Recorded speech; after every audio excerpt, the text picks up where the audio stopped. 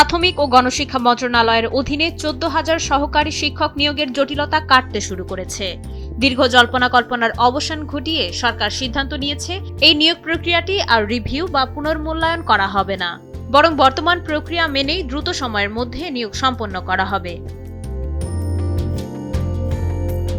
20 April সচিবালয়ে শিক্ষামন্ত্রী doctor আ.ন.ম Ehsanul হক মিলন জানিয়েছিলেন, স্বচ্ছতা নিশ্চিতে পুরো নিয়োগ প্রক্রিয়াটি রিভিউ করা হতে পারে। তার এই বক্তব্যের পর নিয়োগ প্রত্যাশীদের মধ্যে কিছুটা অনিশ্চয়তা তৈরি হয়েছিল।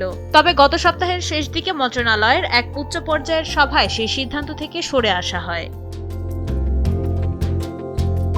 26 এপ্রিল রোববার রাতে গণমাধ্যমকে দেওয়া এক সাক্ষাৎকারে প্রাথমিক ও গণশিক্ষা প্রতিমন্ত্রী ববি হাজ্জাজ জানান, গত সপ্তাহে শিক্ষামন্ত্রী, গণশিক্ষা সচিব এবং প্রাথমিক অধিদপ্তরের মহাপরিচালকের উপস্থিতিতে একটি সভা অনুষ্ঠিত হয়, যেখানে সিদ্ধান্ত হয়েছে নিয়োগ প্রক্রিয়া যেভাবে চলছে সেভাবেই চলবে।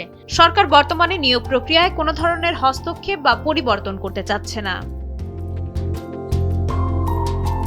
শিক্ষক সংকটের ওপর গুরুত্ব দিয়ে প্রতিমন্ত্রী বলেন, বর্তমানে দেশে প্রাথমিক বিদ্যালয়গুলোর অনেক শ্রেণীকক্ষ শিক্ষক শূন্য অবস্থায় রয়েছে। পাঠদান কার্যক্রম কিছুটা স্বাভাবিক রাখতে দ্রুত শিক্ষক নিয়োগ দেওয়া এখন সময়ের দাবি। নিয়োগ প্রক্রিয়ায় ছোটখাটো ভুল ত্রুটি থাকতে পারে, এমনটি স্বীকার করে নিলেও তিনি জানান, বর্তমান প্রক্রিয়ার ওপর মন্ত্রণালয়ের ন্যূনতম আস্থার জায়গা তৈরি হয়েছে।